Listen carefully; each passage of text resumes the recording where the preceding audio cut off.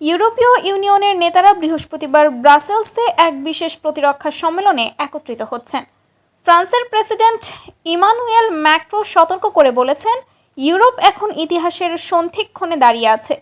গত সোমবার মার্কিন প্রেসিডেন্ট ডোনাল্ড ট্রাম্প ঘোষণা করেছেন, তিনি ইউক্রেনের জন্য অর্থ সহায়তা স্থগিত রাখবেন। এই বিষয়টি নিয়েও নেতারা আলোচনা করবেন যে যুক্তরাষ্ট্র যদি সহায়তা বন্ধ করে দেয় তাহলে আর কিভাবে ইউক্রেনকে সহায়তা করা যায়। ইউক্রেনকে পুনরায় অস্ত্র সরবরাহ করার প্রসঙ্গটিও আজকের আলোচনায় থাকবে। আর এই সম্মেলনে ইউক্রেনের প্রেসিডেন্ট ভলোদিমির জেলেনস্কিকেও আমন্ত্রণ জানানো হয়েছে। গত সপ্তাহে হোয়াইট হাউসে ডোনাল্ড ট্রাম্প এবং ভলোদিমির জেলেনস্কির বৈঠকের পর থেকেই ইউরোপ জুড়ে উদ্বেগ বেড়েছে। তাই বৃহস্পতিবারের সম্মেলনকে ইউরোপীয় নেতারা খুব গুরুত্বের সাথে দেখছেন।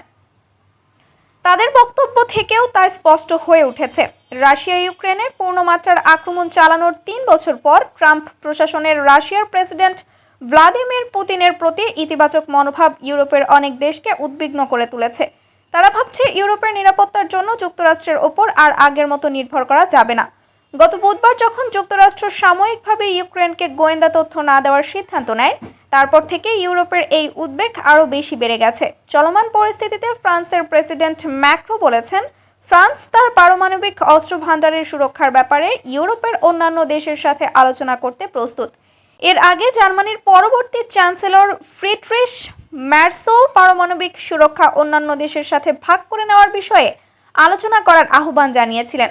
ইউরোপীয় কমিশনের প্রধান উর্সুলা ভন ডার লিয়েন বলেছেন, ইউরোপ স্পষ্টতই একটি হুমকির সম্মুখীন, আমাদের জীবদ্দশায় যা আগে কখনো দেখা যায়নি। ইউরোপিয়ান কাউন্সিলের প্রেসিডেন্ট আন্তোনিও কোস্টা বলেছেন, এটি ইউক্রেন এবং ইউরোপিয়ানদের নিরাপত্তার জন্য একটি গুরুত্বপূর্ণ মুহূর্ত। ইউরোপিয়ান নেতাদের কাছে লেখা একটি চিঠিতে ইউরোপীয় কমিশনের প্রধান উর্সুলা ভন ডার লিয়েন এও বলেছেন, এই মুহূর্তটাকে কাজে লাগাতে হবে এবং আমাদের শিল্প ও উৎপাদনশীল শক্তিকে ইউরোপের নিরাপত্তা নিশ্চিত করার জন্য কাজে লাগাতে হবে। গত সোমবার উর্সুলা ভন ডার লিয়েন ইউরোপের প্রতিরক্ষা ব্যবস্থার জন্য একটি নজরবিহীন প্রস্তাব ঘোষণা করেছেন, যার নাম দেওয়া হয়েছে রিআর্ম ইউরোপ।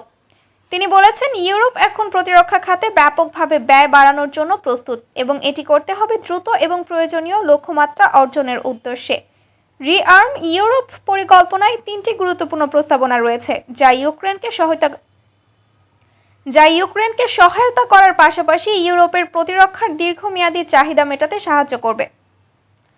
প্রস্তাবগুলো হলো, প্রতিরক্ষা ব্যয় বৃদ্ধির জন্য দেশগুলোকে তাদের জাতীয় বাজেট ঘাটতির সীমা বাড়ানোর অনুমতি দেওয়া, প্রতিরক্ষা বিনিয়োগের জন্য 150 বিলিয়ন ইউরো ঋণ প্রদান, যা গোটা ইউরোপের বিমান প্রতিরক্ষা, সামরিক সরঞ্জাম সরবরাহ, যৌথ প্রতিরক্ষা ব্যবস্থা শক্তিশালী করা সহ নানা কাজে ব্যবহার করা হবে, এবং কম উন্নত এলাকাগুলোর উন্নয়নের জন্য অর্থ ব্যয়ের অনুমতি দেওয়া।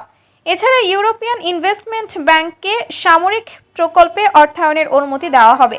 ভন ডার লিয়েনের মতে, এই পরিকল্পনার মাধ্যমে প্রতিরক্ষা খাতে মোট 800 বিলিয়ন ইউরো ব্যয় করার সুযোগ তৈরি হবে। এই পরিকল্পনা দ্রুত কার্যকর করার পক্ষে অনেক ইউরোপীয় নেতা মত দিয়েছেন।